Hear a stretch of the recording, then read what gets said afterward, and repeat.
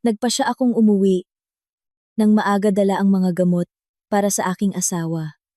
8 buwan na siyang may cancer. At isinasanla ko na ang lahat para sa kanyang pagpapagaling.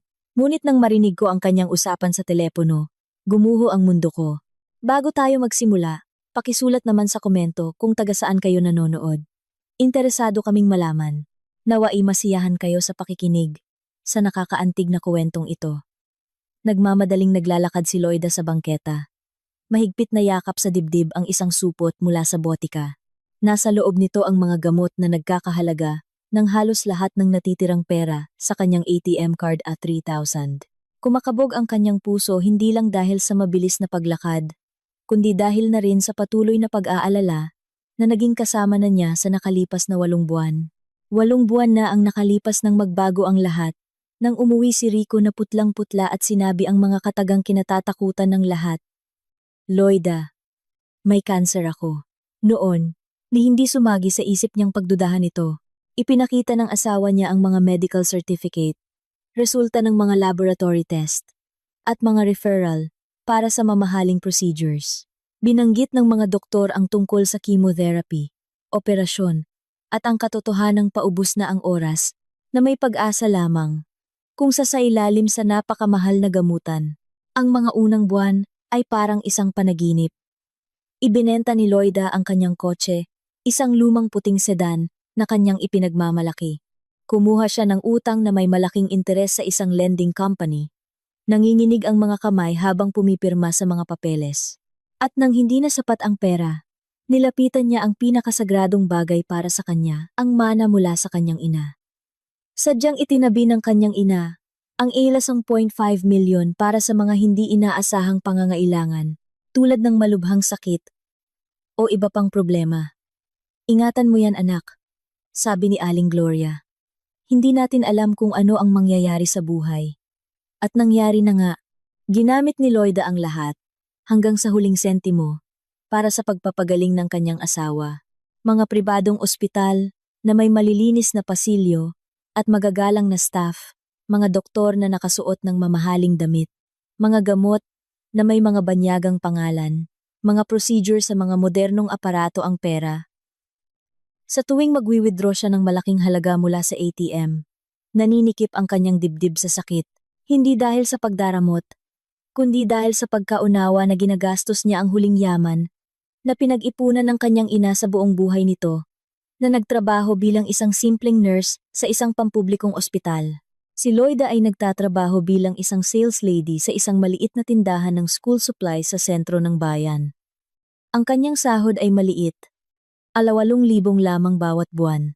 Matapos bayaran ang mga bayarin sa kuryente at tubig na tumataas buwan-buwan at bumili ng mga pangunahing pangangailangan, halos wala nang natitira. At si Rico ay hindi na nagtatrabaho sa loob ng 6 na buwan. Ang sakit, ayon sa kanya, ay hindi na siya pinahihintulutang makatayo ng matagal mula sa kama. Bago magkasakit, nagtatrabaho siya bilang mekaniko sa isang maliit na pagawaan at nakakapag-uwi ng disenteng pera. Natuto si Loida na magtipid sa lahat ng bagay. Bumibili siya ng mga pinakamurang produkto sa mga sales section ng supermarket. Pinag-aaralan ang bawat diskwento at binibilang ang bawat sentimo. Nagsusuot siya ng mga lumang damit na ilang taon na. Itinigil na niya ang pagpunta sa parlor at pagbili ng make-up. Pati ang kape na binibili niya ay yung pinakamurang 3-in-1, lahat para lang magkaroon ng panggamot ang kanyang asawa. Para magkaroon ito ng lakas na lumaban. Naniniwala siya na kung ibibigay niya ang lahat ng kanyang makakaya, kung hindi siya manghihinayang sa pera at oras, malalampasan nila ang malubhang sakit na ito. Namangha ang mga kapitbahay sa kanyang katapatan. Napakabuti mong asawa, Loida, sabi ni Aling Nena, mula sa kabilang bakod, habang umiiling-iling. Hindi lahat ng babae ay ganyan mag-alaga sa asawa. Marami dyan. Matagal nang tumakbo. Ngumiti lang ng malungkot si Loida habang inaayos ang luma niyang blusa sa kanyang balikat. Paano nga ba magiging iba? Pamilya sila. Sila'y nangako sa harap ng altar 15 taon na, ang nakalipas sa hirap at ginhawa. sa sakit at kalusugan. Nitong mga huling linggo, lalong bumigat ang mga gawain sa bahay. Nagrereklamo si Rico ng matinding panghihina. Nagpapakuha ng isang basong tubig o nagpapaayos ng unan. Ilang beses siyang bumabangon sa gabi para asikasuhin ito. Sa araw, nagmamadali siyang umuwi mula sa trabaho para mapakain ito, mabigyan ng gamot, at matingnan ang temperatura. Ipinaliwanag ng doktor sa telepono na lumalala ang sakit at kailangan ng mga bago at mas malalakas na gamot. Iyon ang daladala ni Loida sa supot. At 3,000 halos buong sahod niya para sa buwang iyon. Kaunti na lang ang matitira para sa pagkain. Ngunit anong magagawa niya? Ang mahalaga ay gumaan ang pakiramdam ng kanyang asawa. Pagliko niya sa kanilang kalye, nakita ni Loida ang mga pamilyar na bahay, mga 2-story na bahay na may maliliit na bakuran. Ang kanilang bahay ay nasa dulo ng kalye, sa likod ng isang berdeng metal na gate. Namana niya ang bahay mula sa kanyang mga magulang. Isang matibay na bahay na semento, na may pulang bubong, isang maliit na hardin, at isang matandang puno ng mangga, malapit sa beranda. Dito naganap ang pinakamagagandang taon ng kanilang pagsasama. Dito sila nangarap ng mga anak, nagplano para sa hinaharap, at tumanggap ng mga bisita para sa mga handaan sa bakuran. Ngayon, ang bahay ay tila madilim at tahimik, na para bang nilason ng sakit ng kanyang asawa ang mismong kapaligiran. Paglapit niya sa gate, napansin ni Loida ang isang kakaibang bagay.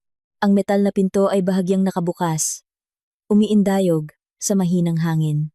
Si Rico, kahit na may sakit, ay laging sinisigurado na nakalock ang gate. Ang kaligtasan ang pinakamahalaga, sabi niya. Kung sino-sinong mga tao ang naglalakad sa kalye, tapos ito nakabukas na parang abandonadong bahay. Baka dumating ang kartero at nakalimutang isara? O baka bumisita ang kapitbahay nilang si Aling Nena para kumustahin si Rico. Madalas magdala ng lutong bahay na pagkain ang matanda at magtanong tungkol sa kalagayan ng may sakit. Nagkibit-balikat si Loida at itinulak ang gate. Umirit ito gaya ng dati. Kailangang langisan ang mga bisagra, pero wala siyang panahon. Sa bakuran, lumalangit-ngit sa ilalim ng kanyang mga paa ang mga tuyong dahon mula sa kanilang puno ng mangga at sa katabing puno. Matagal nang hindi nakakapaglinis si Loida. Lahat ng oras niya ay nauubos sa pag-aalaga sa asawa, sa trabaho, at sa walang katapusang pagpunta sa mga doktor at botika. Ang mga dilaw at pulang dahon ay bumabalot sa daanan, patungo sa beranda na parang isang makapal na alpombra. Huminto siya sa may beranda at nakinig. Nakapagtatakang tahimik ang bahay. Karaniwan, binubuksan ni Rico ang telebisyon mula umaga hanggang gabi. Sinasabing ang ingay ay nakakatulong para malimutan ang sakit at mabibigat na isipan. Mahilig siyang manood ng balita, tapos mga pelikula o palabas. Ngunit ngayon, walang marinig na anumang tunog. Pati ang mga lumang sahig na kahoy, sa ikalawang palapag, ay hindi umaalat. At palagi iyong umaalat kapag naglalakad ang asawa niya, papuntang banyo o bintana. Maingat na binuksan ni Loida ang pinto gamit ang kanyang susi at pumasok sa entrada. Amoy luma at kahoy na may bahagyang amoy ng gamot. Sa sabitan, nakasabit lang ang kanyang jacket at ang lumang asul na windbreaker ni Rico na ilang buwan na nitong hindi isinusuot. Inalis niya ang kanyang sapatos. Maingat na inilagay sa shoe rack at ipinatong ang supot ng gamot sa mesita. Sa tabi ng salamin. Rico, mahina niyang tawag, habang nakikinig sa katahimikan ng bahay. Walang sagot. Baka tulog. Nitong mga nakaraang araw. Madalas nga siyang matulog. Sabi niya, mas madaling tiisin ang sakit at makalimot kapag natutulog. Minsan, nakakatulog siya ng ilang oras sa gitna ng araw. Dahan-dahang naglakad si Loida, papasok sa sala walang tao sa sofa. Maayos na nakatupi ang kumot. Sumilip siya sa kusina wala ring tao. Tanging ang tasa na ginamit niya kaninang umaga ang nasa lababo. Ibig sabihin, nasa itaas siya sa kwarto.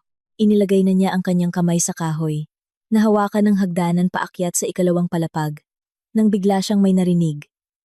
Mula sa itaas, Noong una, hindi niya naintindihan kung ano iyon. Ngunit pagkatapos ay nakilala niya ito isang tawa. Tumatawa si Rico.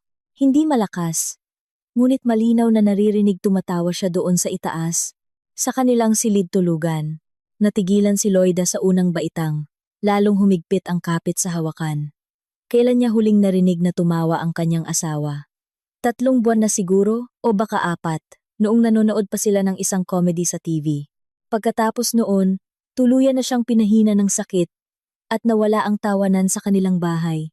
At ngayon, isang tawa ng isang malusog na tao, taos-puso at magaan, walang bahid ng pilit na tono, na naging karaniwan.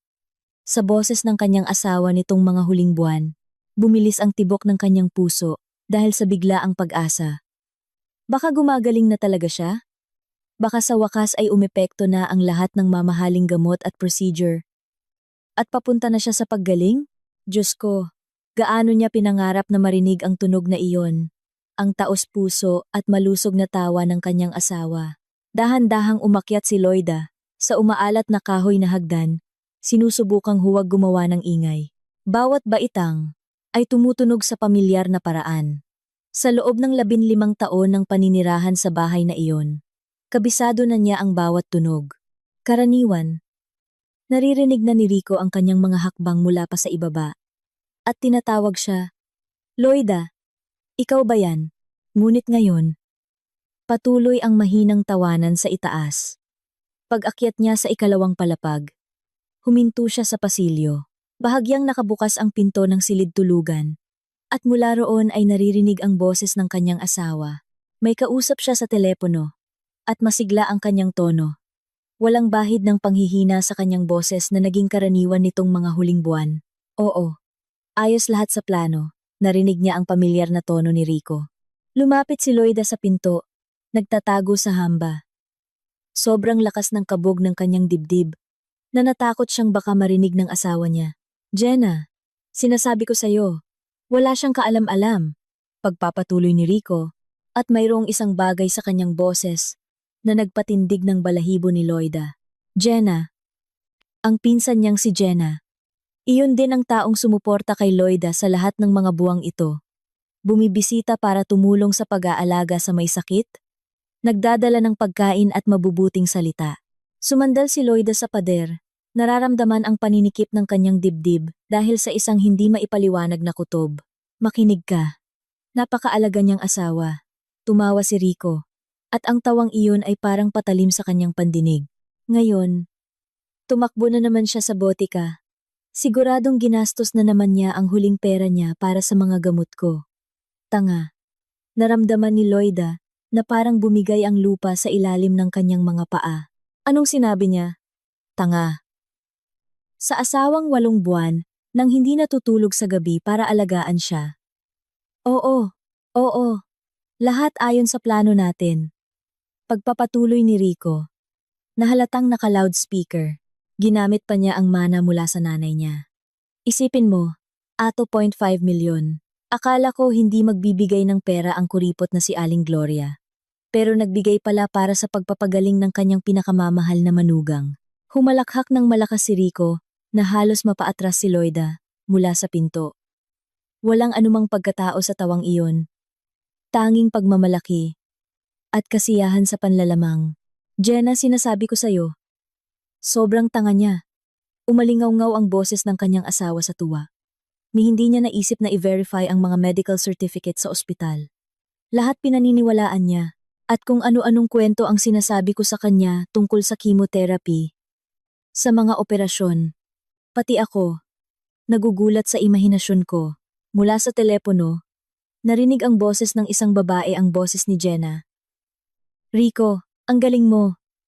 Naaalala mo ba noong umiiyak ako sa tabi niya noong kunwari sobrang sama ng pakiramdam mo? Sobrang pasasalamat niya sa suporta ko. Oo, ang galing mong umarte. Papuri ni Rico, lalo na noong nagpanggap kang nag-aalala sa kalusugan ko. Pero sa totoo lang, bumibili ka na ng tiket natin papuntang Taiwan. Teka, tungkol sa tiket. Naging seryoso ang boses ni Jenna. Kailan natin kukunin ang huling pera at aalis na? Pagod na akong umarte sa komedyang ito. Nakaupa na rin ako ng apartment sa Taipei. Tulad ng napag-usapan natin, nakatayo si Loida, nakasandal sa pader, at nararamdamang gumuho ang buong mundo sa kanyang paligid. Ang huling 8 buwan ng kanyang buhay ay isang kasinungalingan.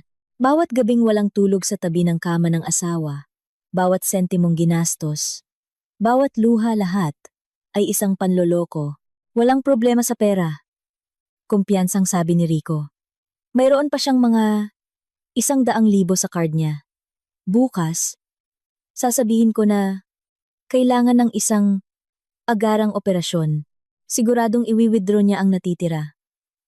Salamat sa mana at sa katanghan mo. Paano ang bahay? Tanong ni Jenna. Hindi sa akin ang bahay. Nakapangalan sa nanay niya. Pero hindi na mahalaga yon. Ang importante, lahat ng pera ay atin. 2.5 million. At may access ako sa mga card niya. Sapat na para sa bagong buhay. Rico, hindi mo ba siya naaawaan? May bahid ng pag-aalinlangan sa boses ni Jenna. Awa? Muling tumawa ng malakas si Rico. Jenna? Para siyang isang hamak na daga. 15 taon kaming magkasama, walang passion, walang apoy. Nagtatrabaho sa maliit na tindahan niya. Sa gabi, nanonood ng TV. Nakakabagot. Ikaw, iba ka. Kapag kasama kita, masarap mabuhay. Ang sama mo. Tumawa si Jenna, ngunit may paghanga sa kanyang tawa. Pero matalinong masama. Mayabang. Nasagot ni Rico. 8 buwan akong nagpanggap na mamamatay na. At ni minsan, hindi nahuli. Peke ang mga papeles. Peke ang mga resulta ng test. Mga placebo ang iniinom ko sa harap niya. At lahat pinaniwalaan niya. Napakadaling mauto. Naramdaman ni Loida na parang nasusuka siya. Sa lahat ng mga buwan na nagtipid siya sa bawat sentimo. Binili ang pinakamahal na gamot. Inalagaan siya na parang isang sanggol. Pinagtatawanan lang pala siya. Pinaplano. Kasama ang sarili niyang pinsan, natakasan siya dala ang kanyang pera. Teka, paano kung malaman niya? Biglang nag-alala si Jenna. Saan naman? Kampanteng sagot ni Rico. Hindi nga siya sumasama sa akin sa doktor. Sinabi ko sa kanya na mas mabuting ang pasyente mismo ang kumausap sa doktor, na mahihirapan siyang pakinggan ang mga diagnosis. At ang tanga, naniwala. Akala niya, iniingatan niya ang isip ko. At ako naman, ako ang taga-aliw sa kanya. Sa lahat ng mga buwang ito, humagikgik si Jenna. Sinasabi ko na mahirap para sa mga lalaki ang magkasakit, na kailangan niyang maging matiyaga. Pero sa likod, kasama na pala kita.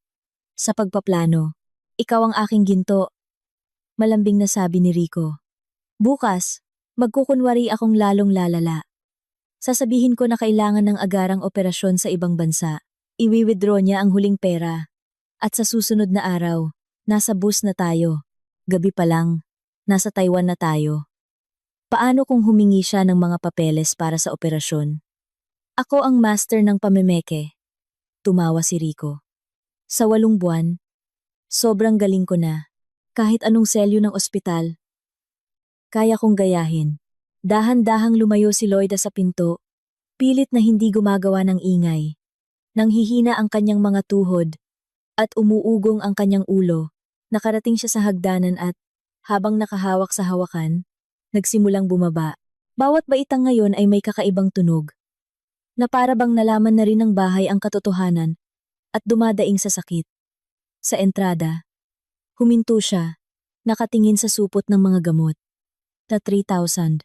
Halos buong sahod niya, ginastos para sa mga pekeng gamot, para sa isang malusog na asawa na sa itaas, ay nagpaplanong pagnakawan at iwanan siya. Nanginginig ang kanyang mga kamay. Habang isinusuot ang sapatos, umaalingaw-ngaw pa rin sa kanyang tenga ang tawanan ni Rico at Jenna. Tanga, madaling mauto, isang hamak na daga, napakadaling paniwalain, iyan ang tawag nila sa kanya. Iyan ang tingin nila sa babaeng nagbigay sa kanila ng lahat: pera, oras, kalusugan, at pag-ibig. Tahimik na binuksan ni Loida ang pinto. at lumabas sa beranda. Ang malamig na hangin ng gabi ay humampas sa kanyang mukha, ngunit hindi niya naramdaman ang lamig. Napakawalang laman at sakit sa loob niya, na wala ng epekto ang anumang panahon. Isinara niya ang pinto at dahan-dahang naglakad sa bakuran patungo sa gate. Ang mga tuyong dahon ay lumalangit-ngit sa ilalim ng kanyang mga paa. Ngunit ngayon, ang tunog nito ay tila masama. Ang buong pamilyar na mundo ay naging dayuhan at mapanganib sa loob lamang ng ilang minuto. Huminto siya sa gate at lumingon sa bahay. Sa itaas, sa bintana ng silid tulugan, may dumaang anino marahil si Rico, papalapit sa bintana. Isang malusog, malakas, at kontentong lalaki na sa loob ng 8 buwan ay niloloko siya. At ngayon ay nagpaplanong tuluyan na siyang pagnakawan. Lumabas si Loida sa gate at isinara ito ng marahan. Wala siyang patutunguhan ang bahay, ay hindi na niya tahanan. Ngunit alam niya kung saan siya pupunta. Sa nag-iisang tao na hinding-hindi siya ipagkakanulo at laging makakaunawa sa kanyang ina. Naglakad si Loida sa kalye. Hindi nararamdaman ang kanyang mga paa. Ang biyahe ng bus papunta sa lugar ng kanyang ina ay matagal, halos 1 oras. Ngunit hindi niya namalayan ang oras. Sa kanyang isip, paulit-ulit ang mga piraso ng usapan ni Rico at Jenna. Bawat salita ay parang kutsilyo. Tanga. Madaling mauto. Isang hamak na daga. Ganoon ba talaga siya? 15 taon ng pagsasama. Wala bang halaga? Ang kanyang ina ay nakatira sa isang lumang 5-story na apartment building sa dulo ng lungsod.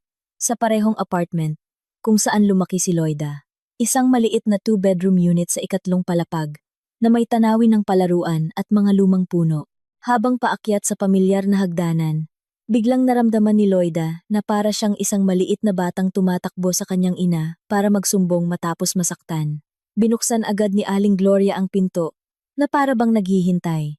Isang matangkad, kagalang-galang na babae, 28 taong gulang, na may puting buhok na maayos na nakapusod. Ang kanyang mga mata ay kulay abo, tulad ng kay Loida, ngunit mas matalas at mapagmasid. Loida, nagulat ang ina. Anong nangyari? Ang putla mo. Tahimik na pumasok si Loida sa apartment, hinubad ang jacket at napaupo sa sofa sa sala. Doon niya lang napagtanto na hindi niya nadala ang supot ng gamot. Naiwan niya ito sa entrada. Sa mesita. Nay. Mahina niyang simula at nanginginig ang kanyang boses. Hindi may sakit si Rico.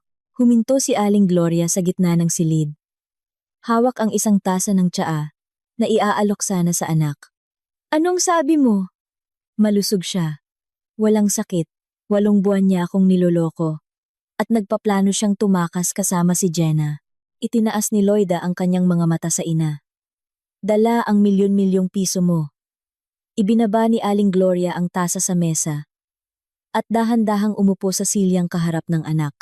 Kalmado ang kanyang mukha, ngunit nagdilim ang kanyang mga mata.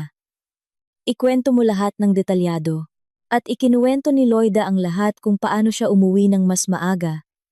Ang nakabukas na gate at ang kakaibang katahimikan, ang tawa mula sa silid tulugan, at ang narinig na usapan, ang mga plano ng pagtakas papuntang Taiwan, at ang mga panlalait sa kanyang katangahan. Matagal siyang nagsalita. Minsan ay napapahikbi. Minsan ay humihinto para kontrolin ang panginginig ng boses. Ang kanyang ina ay tahimik na nakinig. Lalong dumidilim ang mukha. Nang matapos si Loida, bumalot ang katahimikan sa silid. Nay! Ang tanga ko! Bulong ni Loida. Paano ako naniwala? Paano ko hindi napansin? Hindi ka tanga. Matatag na sabi ni Aling Gloria. Mapagtiwala ka. Magkaiba yon. Naniwala ka sa asawa mo dahil mahal mo siya at sinamantala niya ang pagmamahal mo. Pero bakit wala akong napansin? Siguradong may mga senyales. Tumayo si Aling Gloria. Lumapit sa bintana at matagal na tumingin sa labas. Pagkatapos ay humarap siya sa anak. Loida? May kailangan akong sabihin sa'yo. Matagal ko nang pinaghihinalaan na may mali kay Rico. Ano? Gulat na itinaas ni Loida ang kanyang ulo. 3 buwan na ang nakalipas. Nagkataon na nakita ko siya sa mall. Pauwi ako mula sa klinika matapos magpa-check up. At nakita ko siyang lumalabas sa isang sports store na may dalang malalaking paper bag. Nang makita niya ako, namutla siya. Nagsimulang mautal. At nag-isip ng palusot. Sports store? Hindi maintindihan ni Loida kung bakit kailangan ng isang maisakit ng gamit pang sports. Iyon din ang naisip ko. At saka, mukha siyang malusog, mamula-mula, masigla hindi tulad ng isang taong sumasailalim sa chemotherapy. Naalala ni Loida kung paano. 3 buwan na ang nakalipas. Umuwi si Rico na sobrang pagod daw. Nagrereklamo ng panghihina. Iyon pala, palihim siyang namamasyal sa mall. Bakit hindi mo sinabi sa akin? Malalim na bumuntong hininga. Si Aling Gloria. Ano ang sasabihin ko? Na pinaghihinalaan ko ang asawa mo na nanloloko? Hindi ka maniniwala sa akin. Iisipin mo lang na hindi ko gusto si Rico. Totoo iyon. Hindi talaga maniniwala si Loida. Noon, sobrang mahal pa niya ang asawa niya na ang anumang pagdududa sa kanyang katapatan ay parang isang kalapastanganan. At saka, pagpapatuloy ng ina, nagsimula akong mag-obserba. Kapag bumibisita ako sa inyo, pinagmamasdan ko ang kilos niya. At may napansin akong ilang kakaibang bagay. Anong mga bagay? Una, hindi siya umiinom ng gamot sa harap ko. Lagi niyang sinasabi na nakainom na siya o mamaya naiinumin. Pangalawa, kapag umaalis ka para pumunta sa tindahan o botika, bigla siyang sumisigla. At kapag bumabalik ka, nagkukunwari na naman siyang mahina. Nakikinig si Loida at nararamdaman niyang parang binabaliktad ang kanyang sikmura. Ibig sabihin, matagal nang alam ng kanyang ina at siya, na bulag, ay walang nakita. At ang pinakamahalaga, lumapit si Aling Gloria sa anak at umupo sa tabi nito. Hindi ko ibinigay sa iyo ang lahat ng pera ng sabay-sabay. Paano?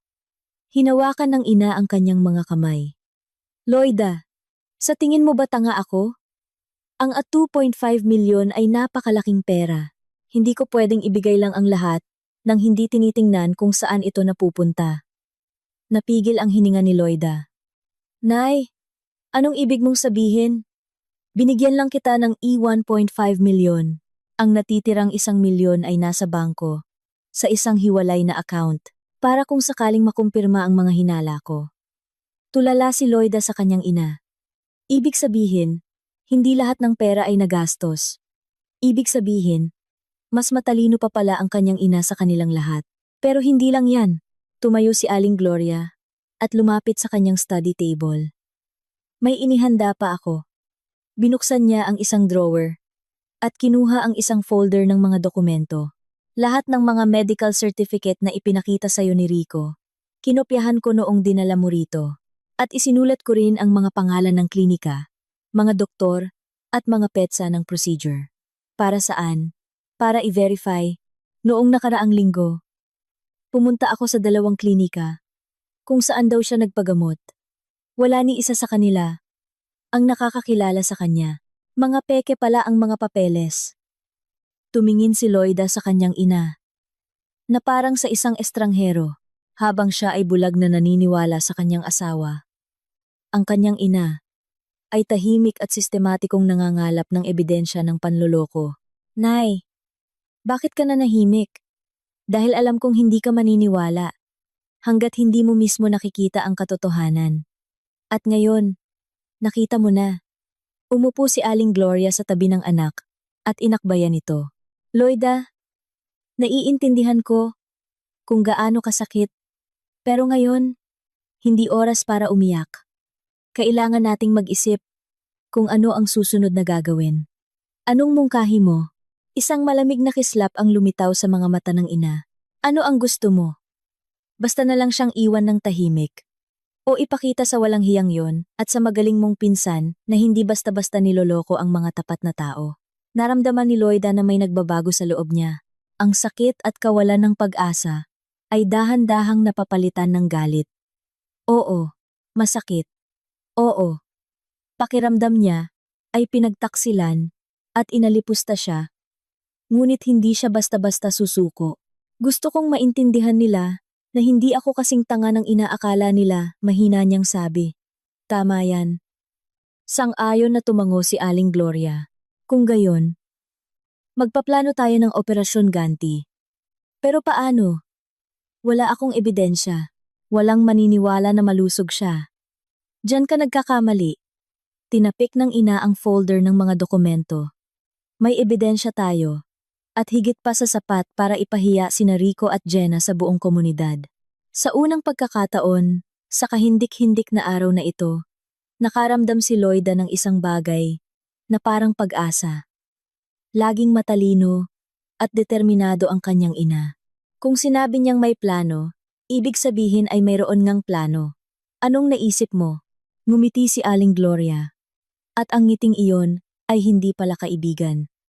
Naaalala mo ba, Loida? Noong bata pa tayo at naglalaro ng detective, magaling ka laging tumuklas ng mga sikreto. Naaalala ko, kung gayon, ipakita natin sa mahal mong asawa at sa pinsan mo na ang mga laro noong bata pa tayo, ay minsan, malaki ang naitutulong sa buhay ng mga matatanda. Kinabukasan, umuwi si Loida mula sa trabaho. Sa karaniwang oras, pilit na nagpapakita ng normal na kilos. Sa kanyang bag, mayroon siyang maliit na voice recorder na ipinahiram ng kanyang ina na ginagamit pa noong nagtatrabaho ito sa ospital para i-record ang mga sinasabi ng pasyente para sa mga doktor. Pagpasok sa bahay, gaya ng dati ay tumawag siya. Rico, andito na ko. Kamusta ang pakiramdam mo? Mula sa silid tulugan, ay narinig ang isang mahinang boses. Masama. Loida. Sobrang sama. Buong gabi akong hindi nakatulog sa sakit. Napakagaling niyang aktor. Naisip ni Loida habang paakyat ng hagdan. Kahapon, masaya siyang nakikipag-usap kay Jenna tungkol sa plano nilang pagtakas. At ngayon ay nagkukunwari na namang mamamatay na. Dalhan kita ng pain reliever? Maaalalahanin niyang tanong. Pagpasok sa silid tulugan, nakahiga si Rico sa kama. Maputla, nakapikit ang mga mata. Nang makita ang asawa, bahagya siyang ngumiti. Salamat, mahal. Napakaalaga mo talaga. Halos matawa si Loida. Maalagang tanga. Iyon ang tawag niya sa kanya kahapon, ngunit nagpakita siya ng pangunawa. Lahat para sa'yo, mahal. Dadalhin ko na ang gamot at maghahanda na ako ng hapunan. Sa mga sumunod na araw, sistematiko siyang nangalap ng ebidensya. Itinatago niya ang voice recorder sa iba't ibang lugar, sa silid tulugan sa likod ng mga libro sa estante, sa mga tupi ng kurtina, sa ilalim ng kama. Si Rico, kampante sa kanyang seguridad, ay patuloy na nakikipag-usap araw-araw kay Jenna. Tinatalakay ang mga detalye ng kanilang pagtakas. Ang pinakamahalagang recording ay nakuha noong Miyerkules. Jenna, bukas sasabihin ko sa kanya na kailangan ng isang agarang operasyon sa isang pribadong ospital. 70,000. Siguradong tatakbo yan para mangutang sa mga kakilala o magbenta ng kung anuman. Paano kung hindi sapat ang pera? Sapat yan. Nakita ko ang tago niyang pera sa aparador sa kusina, sa likod ng garapon ng harina. May mga 20,000 doon. Idagdag mo pa yung natitira sa card. Sakto. Makakabuo ng 170,000. Napangisi si Loida. Nanalaga na naspoita. Mayroon nga siyang itinagong pera, ngunit hindi 20,000, kundi 5,000 lang, ngunit hindi iyon alam ni Rico. Noong Huwebes ng gabi, sinadya niyang magpagabi sa trabaho para bigyan ng pagkakataon ng asawa na makausap si Jenna. Nang walang abala, na-record ng voice recorder ang kanilang pinakatapat na usapan. Teka, hindi mo ba naaawaan si Loida?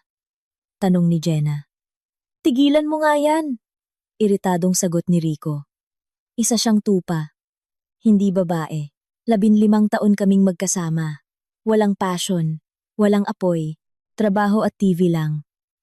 Mamamatay ka sa pagkabagot sa kanya. Pero malaki ang ginastos niya sa'yo. At tama lang yon. Kahit paano, nagkaroon siya ng pakinabang. Puro gastos lang naman siya pagkain. Damit, bayarin, buti na lang. Sa huli ay nagamit ko siya. Ang tinutukoy ni Rico, na sa huli ay ang pagtatapos ng kanilang pagsasama. Ngunit ang parirala ay may dalawang kahulugan. Habang nakikipag-usap ang asawa sa kanyang kabit, tahimik na naglakad-lakad si Loida sa bahay gamit ang kanyang telepono. Kinukunan ng litrato ang lahat ng medical documents na ipinakita nito sa kanya. Tama ang kanyang ina, ang mga papeles ay halatang-halatang peke. Hindi pantay ang mga selyo. Iba-iba ang pirma ng mga doktor. Pati ang spelling ng ilang gamot ay mali. Noong Biyernes ng umaga, nag-arte si Rico. Nagising siyang maputla. Nakahawak sa dibdib. Loida, sobrang sama ng pakiramdam ko. Mukhang lumalala ang sakit. Kailangan nating pumunta agad sa doktor. Saang doktor? Nag-aalalang tanong niya. Ginagampanan ang papel ng isang mapagmahal na asawa, kay Dr. Fernandez. Tumawag siya kahapon. Sabi niya may pag-asa pa pero kailangan ng agarang operasyon. Alam ni Loida na walang Dr. Fernandez. Isa na naman itong karakter mula sa imahinasyon ng kanyang asawa. Magkano raw? 70,000. Sinabi ito ni Rico sa tonong parang humihingi lang ng pambili ng tinapay. Naiintindihan ko. Napakalaki niyan. Pero ito na lang ang pag-asa ko. Saan naman tayo kukuha ng ganoong kalaking pera? Nagkunwaring desperado si Loida.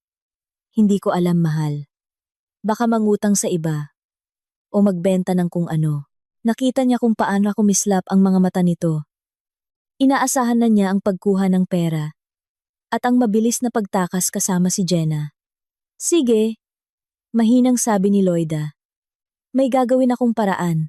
Noong weekend, nagkunwari siyang naghahanap ng pera. Sa mga kakilala. Sa katotohanan, pumupunta siya sa kanyang ina. Kung saan sila ni Aling Gloria ay nagpaplano ng huling operasyon. Nasa atin na ang lahat ng recordings, pagbubuod ng ina.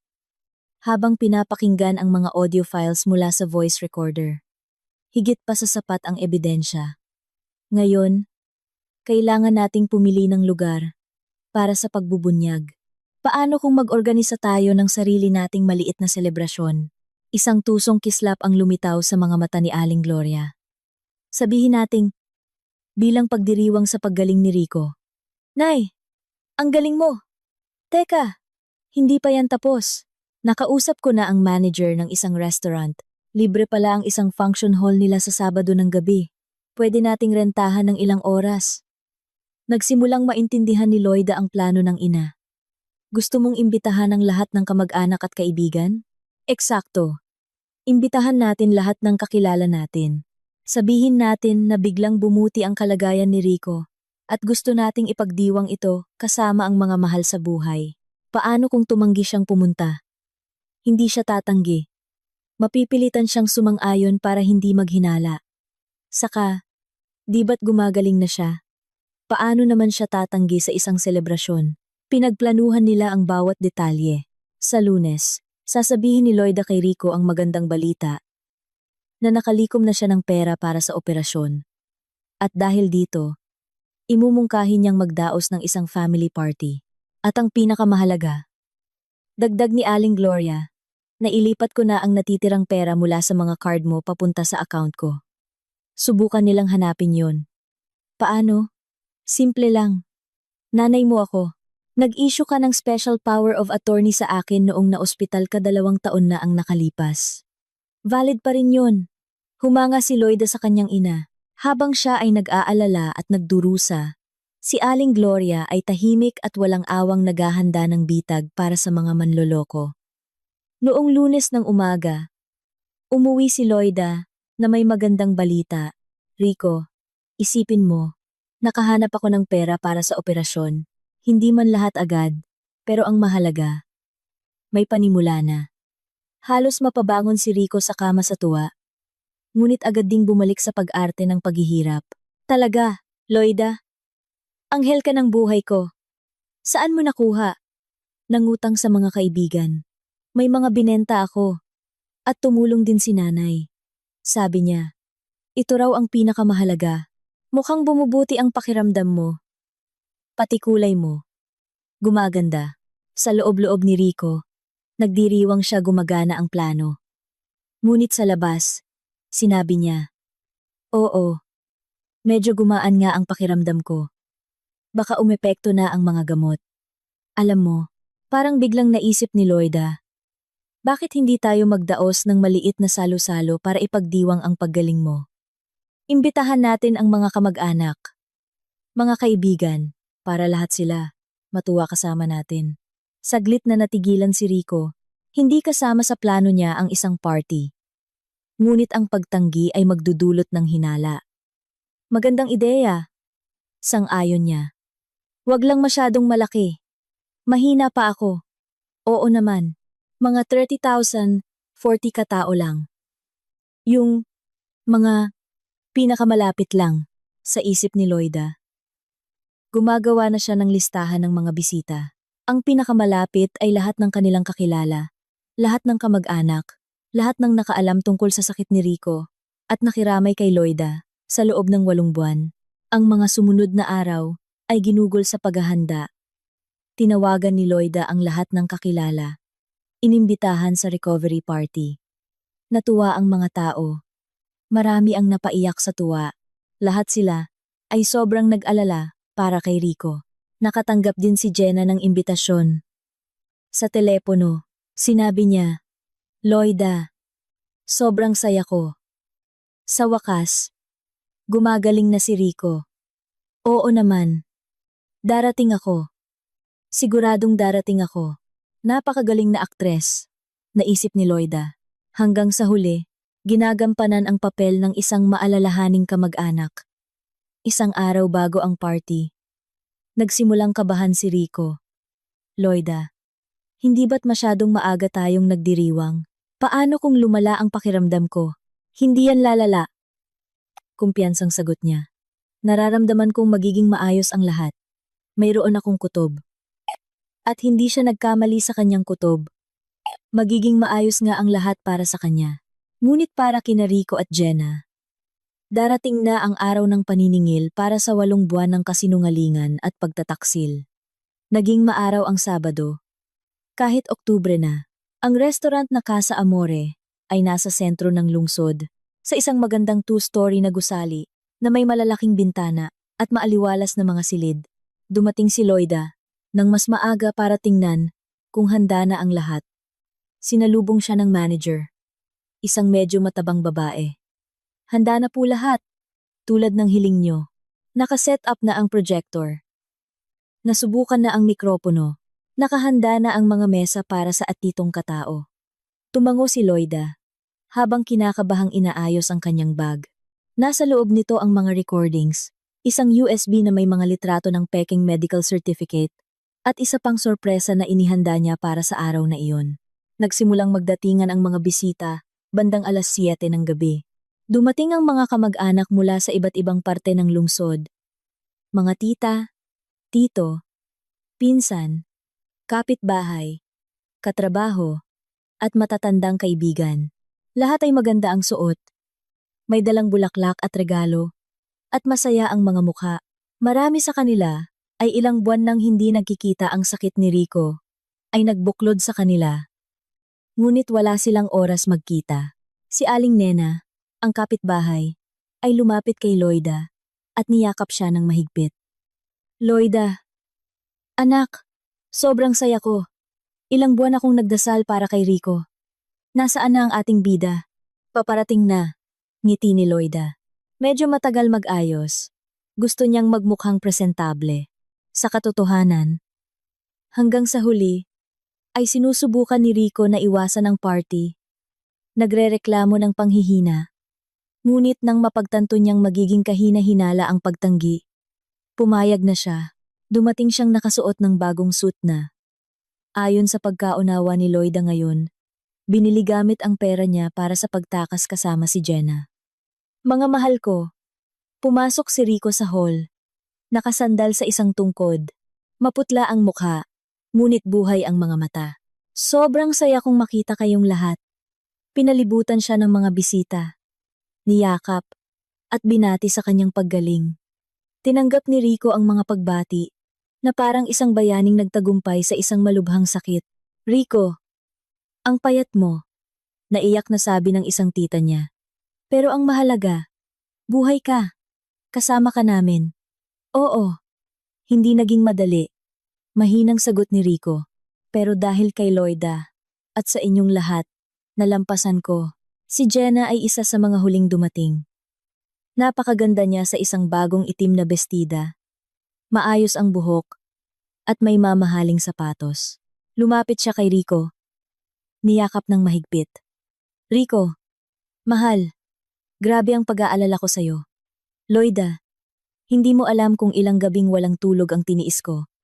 Para ipagdasal siya. Pinanood ni Loida ang eksena at namangha sa kakapalan ng mukha. Napakakumbinsido ng pag-arte ni Jenna, na marahil naniniwala na rin siya sa sarili niyang mga luha. Jenna, salamat sa suporta mo. Pasasalamat na sabi ni Rico. Para ka ng kapatid sa aming pamilya. Dati, bulong ni Loida sa sarili. Dati, pero hindi na ngayon. Naging masaya ang hapunan. Nagbahagi ng mga alaala ang mga tao. Nagkwento kung paano sila nag-alala para kay Rico, kung paano sila nagdasal para sa kanya. Marami ang napaiyak sa tuwa, habang tinitingnan ang gumagaling na lalaki. Si Tito Ramon, kapatid ng yumaong ama ni Loida, ay tumayo na may hawak na baso. Gusto kong magbigay ng isang tagay para sa ating Rico, para sa kanyang katapangan, para sa kanyang pakikipaglaban, at para kay Loida, ang pinakamatapat na asawa sa mundo. Para kay Loida, sabay-sabay na sabi ng mga bisita. Para sa pinakamabuting asawa, tumayo si Loida. Nagpasalamat sa lahat sa isang tango. Oras na para sa pinakamahalagang bahagi. Mga mahal ko, sabi niya. Hawak ang mikropono.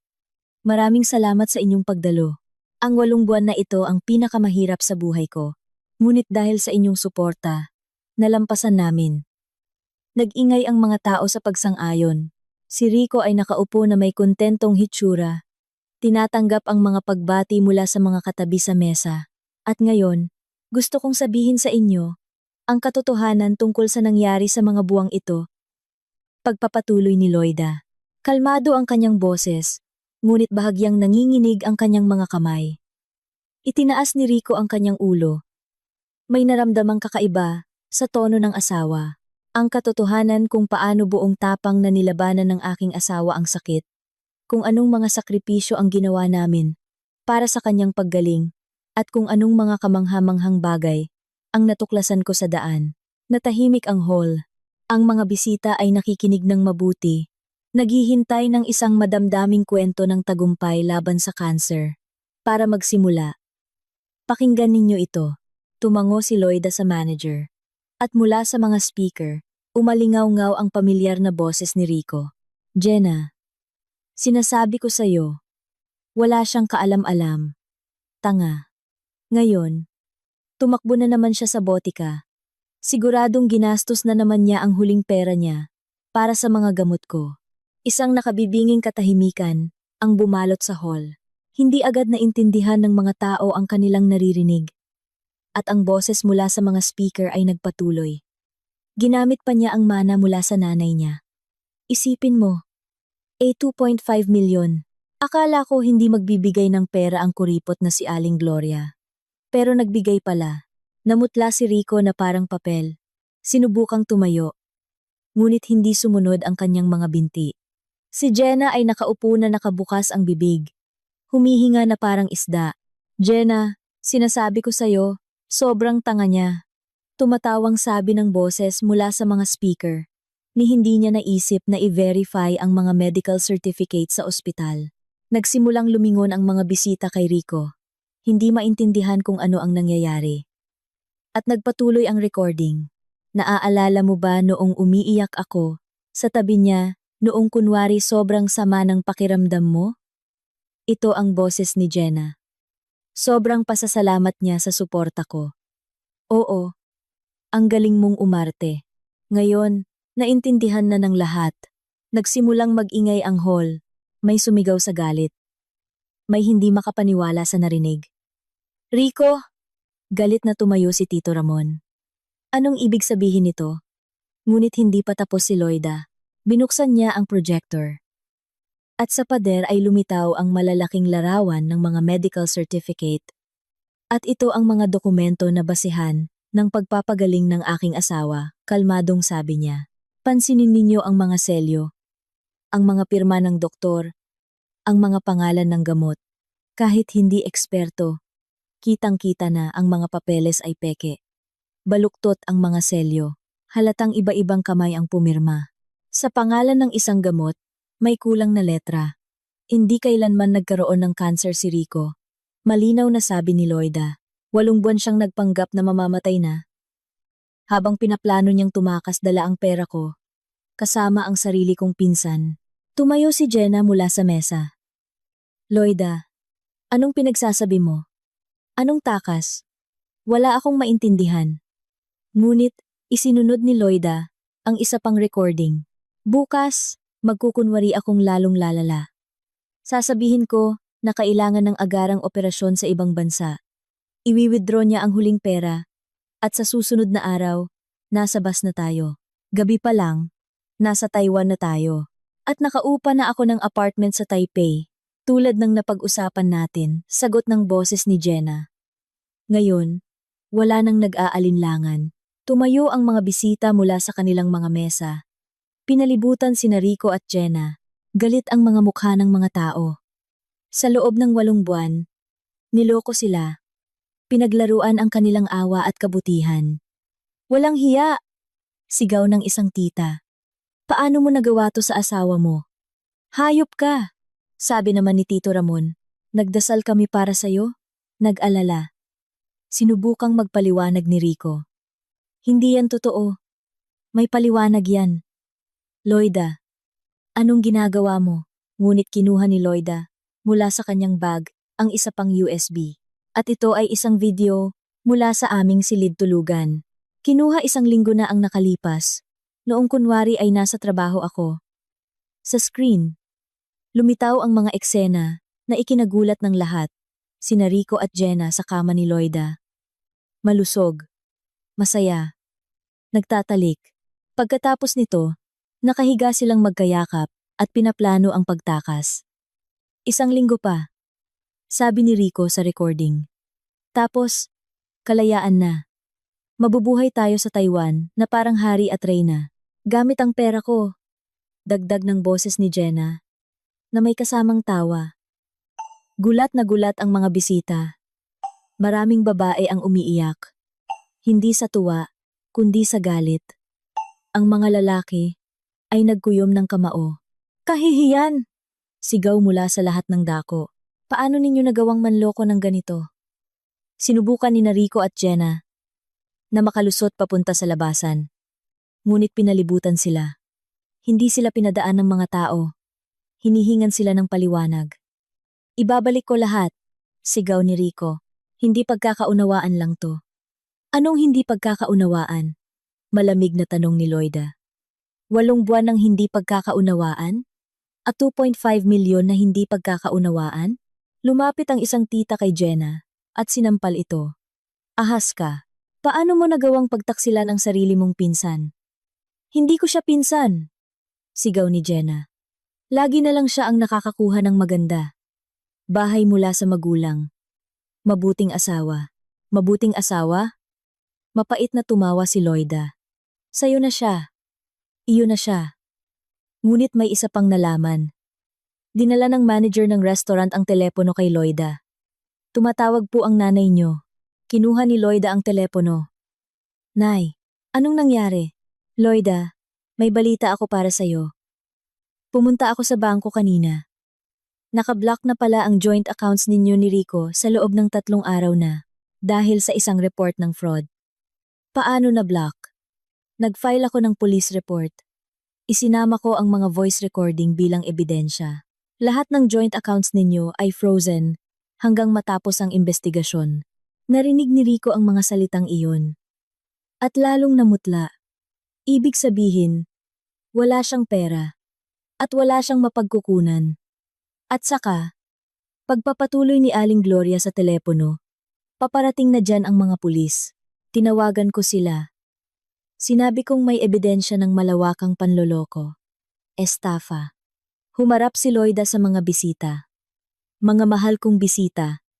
Ilang minuto mula ngayon, darating ang mga pulis. Sa tingin ko, magiging interesado silang pakinggan ang mga recording at tingnan ang mga peking papeles. Naintindihan ni Rico at Jenna na nasa rabitag na sila. Tumakbo sila papunta sa labasan. Ngunit hinarangan sila ni Tito Ramon at ng ilang iba pang lalaki. Hindi kayo aalis. Pananagutan ninyo ang ginawa nyo. Sa sandaling iyon, pumasok ang dalawang pulis. Lumapit ang senior officer kay Loida. Kayo po ba ang nag-file ng reklamo tungkol sa fraud? Ang nanay ko po. Ito po ang mga ebidensya. Ibinigay ni Loida sa mga pulis ang USB na may mga recording at litrato. Mabilis na tiningnan ng mga opisyal ang mga materyales. Rico Santos, sabi ng senior officer sa asawa ni Loida. Hindi alam ni Rico ang sasabihin. Inaaresto ka namin sa salang estafa o large-scale fraud. Jenna Mendoza, inaaresto ka rin bilang kasabwat. Ipinosas ng mga pulis si Rico at Jenna. Nagbigay daan ang mga bisita habang inilalabas sila. Loida, sigaw ni Rico. Isipin mo ang ginagawa mo. 15 taon tayong magkasama. Tama ka, kalmadong sagot ni Loida. 15 taon mo akong niloko at ang huling 8 buwan ang pinakamasaklap. Loida, pinsan, umiyak si Jenna. Patawarin mo ako. Nagsisisi na ako. Hindi ko sinasadya. Hindi sinasadya? Isinaksak ni Loida ang huling recording. Mabubuhay tayo na parang hari at reyna gamit ang pera ko. Boses mo yan, Jenna. Dabuhay tayo ang Bang Bantakaling. Dabuhay tayo ang Bang Bantakaling. Gusto mo yan? Dinala ng mga pulis ang mga manloloko. Dahan-dahang umalis ang mga bisita. Hindi pa rin makapaniwala sa kanilang narinig at nakita. Marami ang lumapit kay Loida. Kinamayan siya at hinangaan ang kanyang talino at tapang. Loida, ang galing mo, sabi ni Tito Ramon. Tama lang ang ginawa mo sa kanila para malaman nila na hindi niloloko ang mga tapat na tao. Nang maubos ang tao sa hall, naiwan si Loida mag-isa. Nakaupo siya sa isang mesa, nakatingin sa mga naiwang bulaklak at regalo. Tapos na ang 8 buwan ng bangungot. Naparusahan na ang mga traidor. Nanaig ang hustisya, ngunit sa halip na saya, pakiramdam niya ay walang laman. 15 taon ng kanyang buhay ay naging isang kasinungalingan. At kahit nanalo siya, ang tagumpay na ito ay mapait. Kinabukasan matapos ang pagbubunyag, nagising si Loida sa apartment ng kanyang ina. Ayaw niyang bumalik sa kanilang bahay. Lahat doon ay nagpapaalala ng pagtataksil. Naghanda si Aling Gloria ng almusal. At tahimik na inilapag sa harap ng anak ang isang tasa ng kape. Kamusta na ang mga manloloko natin? Mahinang tanong ni Loida. Tumawag ang investigador. Sagot ng ina. Nasa kulungan si Rico at Jenna. Nagsampa na ng kasong kriminal na large-scale estafa. Maaari silang makulong ng hanggang 10 taon. Tumango si Loida. Makatarungan. Ngunit walang pakiramdam ng tagumpay sa loob niya. Tanging pagod. Paano ang bahay? Ang bahay ay mananatili sa'yo. Nakapangalan sa akin. At sa'yo mapupunta bilang mana. Hindi na makakatira doon si Rico. Sa loob ng 1 linggo, kumalat ang balita ng iskandalo sa buong lugar. Pinag-usapan ng mga tao ang kwento ni Rico. Sa mga tindahan, sa mga sakayan, at sa mga pila. Naging sikat si Loida sa kanilang lugar. Ang babaeng nagawang ibunyag ang panluloko ng asawa, ngunit mabigat ang kasikatang ito. Marami ang tumitingin sa kanya. Nang may awa kawawang Loida, na sobrang niloko. Ang iba naman ay humanga sa kanyang talino at determinasyon. Mayroon ding mga nagbubulungan sa kanyang likuran. Baka naman may mali rin siyang ginawa. Kaya iniwan siya ng asawa pagkatapos ng 10 araw.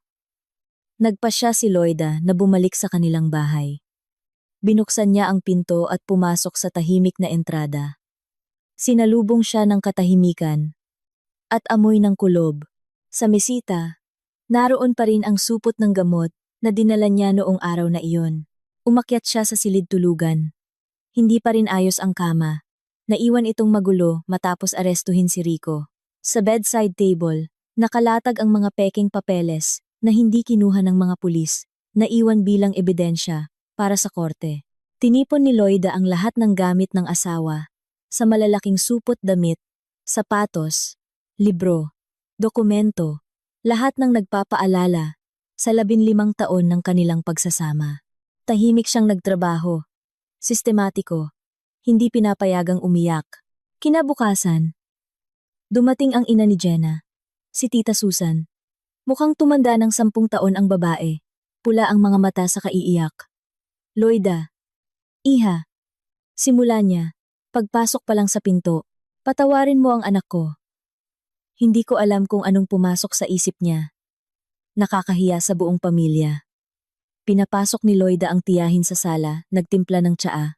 Habang tinitingnan ang babae, naiintindihan niyang biktima rin ito tulad ng iba. Tita, wala po akong galit sa inyo. Si Jenna, matanda na. Siya ang mananagot sa mga ginawa niya. Pero magkamag-anak kayo. Paano niya nagawa yun sa pinsan niya?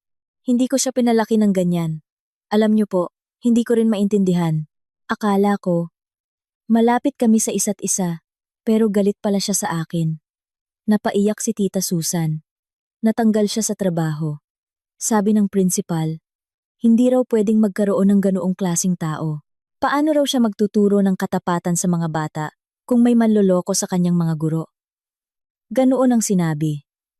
Si Jenna ay isang guro sa elementarya sa isang lokal na paaralan. Ngayon, at pinapaalis na rin siya sa apartment, pagpapatuloy ni Tita Susan. Kumuha kasi siya ng utang para sa plano nila sa Taiwan. Ngayon, hinihingi ng bangko ang buong bayad. Nakikinig si Loida at hindi alam kung ano ang mararamdaman, awa, galit o simpleng kawalan. Pagkalipas ng 1 buwan, dumating ang balita tungkol kay Rico. Inilipat na siya mula sa city jail patungo sa isang penal colony. Tapos na ang investigasyon. Hinatulan siya ng korte ng 7 taong pagkakakulong. Si Jenna ay nakakuha ng 5 taong probation dahil kinilala siyang hindi gaanong aktibong kasabwat. Gusto mo ba siyang makita? Tanong ng ina. Hindi. Matatag na sagot ni Loida. Wala na akong sasabihin sa kanya. Dahan-dahang bumalik sa normal ang buhay. Nagpatuloy sa pagtatrabaho si Loida sa tindahan ng school supplies. Ngunit ngayon, inalok siya ng may-ari na maging assistant manager. Tumaas ang kanyang sahod sa alang 15,000. Sa wakas, nakakain na siya ng maayos, nakabili ng mga bagong damit, at hindi na binibilang ang bawat sentimo. Iba-iba na ngayon ang tingin sa kanya ng mga kapitbahay. Si Aling Nena ay laging mabait. Loida, isa kang bayani. Ang galing ng pagtuturo mo ng leksyon sa mga walang hiya, ngunit may iba ring opinyon. Si Aling Nina sa kabilang bahay ay nagsabi minsan, sa tingin ko, masyado siyang malupit. Asawa pa rin niya yon, ng 15 taon. Pwede namang maghiwalay ng tahimik. Hindi yung ipapahiya sa buong bayan. Hindi na nakipagtalo si Loida. Bawat isa ay may karapatan sa sariling opinyon. Ginawa niya ang sa tingin niya ay tama. Dahan-dahang bumabalik ang pera. Ang 1 milyong piso ng kanyang ina ay bumalik sa account. Dagdag pa ang mga 10,000 dolyar na nasingil mula kay Rico sa korte. Hindi lahat ng nagastos. Pero malaking tulong na rin. Nagbago ang bahay. Inayos ni Loida ang mga gamit. Pinalitan ang mga kurtina at tinapon ang lahat ng nagpapaalala kay Rico. Ang silid tulugan ay ginawa niyang opisina. Bumili ng computer, naglagay ng lamesa, at nagsimulang mag-aral ng internet marketing sa gabi. Alam mo, Nay, sabi niya sa ina habang naghahapunan, para akong ipinanganak muli. 15 taon akong nabuhay para sa iba. Ngayon, sa wakas, para sa sarili ko na. At kamusta naman yan? Ngiti ni Aling Gloria. Medyo naninibago. Pero masaya. Ang pinakamahirap ay masanay sa pag-iisa. Sa loob ng 15 taon, Inalagaan niya ang asawa, nagplano para sa kanilang dalawa, at laging kumukonsulta sa kanya. Ngayon, kailangan na niyang magdesisyon mag-isa. Ngunit hindi na niya kailangang magtipid sa pagkain, bumili ng gamot, at tiisin ang mga reklamo nito. Nagulat si Loida nang matuklasan na mayroon siyang sariling mga interes at pangarap na nakalimutan na niya sa loob ng maraming taon. 3 buwan pagkatapos ng korte, may tumawag sa kanya. Loida? Si Ginang Emilia ito, nanay ni Rico. Nagulat si Loida. Ang biyenan niya ay nakatira sa ibang probinsya. Bihira silang mag-usap, tuwing may okasyon lang. Gusto kitang makausap. Pagpapatuloy ng babae. Pwede ba tayong magkita? Nagkita sila sa isang coffee shop malapit sa bus terminal. Mukhang pagod at tumanda si Ginang Emilia. Umupo siya sa harap ni Loida. Umorder ng tsaa at matagal na nanahimik. Loida, pumunta ako rito para humingi ng tawad. Sabi niya sa wakas. Para sa anak ko. Sa ginawa niya sa'yo, Ginang Emilia. Hindi niyo po kasalanan. Kasalanan ko. Masyado ko siyang pinagbigyan. Buong buhay ko siyang pinagtatanggol. Kaya lumaki siyang makasarili at sinungaling. Ikinuwento ng biyenan na bata pa lang si Rico ay mahilig ng magsinungaling. Sa eskwela, nagkukunwari siyang may sakit para hindi pumasok. Sa kolehiyo, niloloko niya ang mga propesor, tapos sa trabaho, mga katrabaho. Akala ko, kapag nagpakasal na sa'yo, magbabago na siya. Napakabuti mo. Tapat. Pero niloko ka rin niya. 15 taon niya akong niloko. Mapait na ngumiti si Loida. Alam mo ba kung anong isinulat niya sa akin mula sa kulungan? Na ikaw daw ang may kasalanan sa sinapit niya. Na ikaw ang nagtulak sa kanya sa panloloko dahil sa pagiging mapaghinala mo. Hindi nagulat si Loida hanggang sa huli. Si Rico ay nanatiling tapat sa kanyang sarili. Sinisisi ang lahat, maliban sa sarili. Huwag mo siyang paniwalaan. Pakiusap ni Ginang Emilia. Kung sakaling hihingi siyang bumalik pagkatapos niyang makalaya, huwag kang pumayag. Hindi siya magbabago. Hindi ako papayag. Matatag na sagot ni Loida. Ang pahinang iyon ng buhay ko ay sarado na. Umalis ang biyenan. At matagal pang nakaupo si Loida sa coffee shop. Nag-iisip tungkol sa nakaraan. Ang 15 taon ng pagsasama ay hindi na sayang. Marami siyang natutunan. Natuto siyang magtiis, magsakripisyo, at mag-alaga ng iba. Ngunit ngayon, oras na para matutunang alagaan ang sarili. Lumipas ang ilang taon. Matagumpay na nakuha ni Loida ang kanyang annulment dahil sa kasong kriminal ni Rico. At sa unang pagkakataon sa loob ng maraming taon, naramdaman ni Loida na gusto niyang mabuhay. Masaya siya sa trabaho. Naging ganap na siyang assistant manager. Inalok pa siyang magbukas ng bagong branch ng tindahan sa ilalim ng kanyang pamamahala. Noong Abril, pumasok sa tindahan ng isang lalaki, mga 30 anyos, matangkad, atletiko, at may mababait na mata. Bumibili ng school supplies. Guro po kayo? Tanong ni Loida habang sinusulat ang resibo. Loida, naging regular ang pagpunta niya, minsan kailangan ng ballpen, minsan notebook. Laging magalang, laging nakangiti. Unti-unti, humaba ang kanilang mga usapan. Gusto mo bang manood ng sine? Alok ni Paolo. Isang araw, nag-atubili si Loida. Pagkatapos ni Rico, hindi na siya nag-isip tungkol sa mga lalaki. Ngunit mayroon sa lalaking ito na kaaya-aya. Sige. Pumayag siya. Si Paolo ay eksakto sa kanyang itsura. Tapat, bukas, at walang masamang intensyon. 10 taon na siyang nagtatrabaho sa eskwelahan. Nakatira kasama ang kanyang ina, at hindi pa nag-aasawa. Ano bang mali sa akin? Natatawa niyang sabi. 25 na, binata pa rin. Hindi mo palang nakikita ang para sa'yo, sagot ni Loida. O baka hindi pa niya ako nakikita? Malambing na pagtatama ni Paolo. Dahan-dahan ang pag-unlad ng kanilang relasyon. Hindi nagmamadali si Paolo. Nauunawaan ang pinagdaanan ni Loida. Namamasyal sila sa parke, nanonood ng sine, at nag-uusap tungkol sa buhay. Alam ko ang tungkol sa dati mong asawa. Pag-amin niya 1 buwan, matapos silang magkakilala. Pinag-usapan yan sa buong bayan. Kinabahan si Loida. Naghihintay ng panghuhusga o awa. At anong masasabi mo roon? Sa tingin ko, isa siyang ganap na hangal. Seryosong sagot ni Paulo. Noong Hunyo, nang maging seryoso na ang kanilang relasyon, may hindi inaasahang nangyari. Pauwi si Loida mula sa trabaho. At sa bus terminal, nakita niya ang isang pamilyar na tao. Nakatayo si Rico malapit sa takilya. Marumi, balbas sarado, at suot ang mga lumang damit. Sa tabi niya ay isang sira-sirang backpack. Sinusubukan niyang manghingi ng pera sa mga dumadaan para sa pamasahe. Rico! Tawag ni Loida. Lumingon ito at hindi agad nakilala ang dating asawa. Gumanda si Loida sa mga buwang lumipas, bagong gupit, magandang damit, at tiwala sa sarili. Loida! Natuwa ito. Buti na lang nagkita tayo. Pwede bang humingi ng tulong?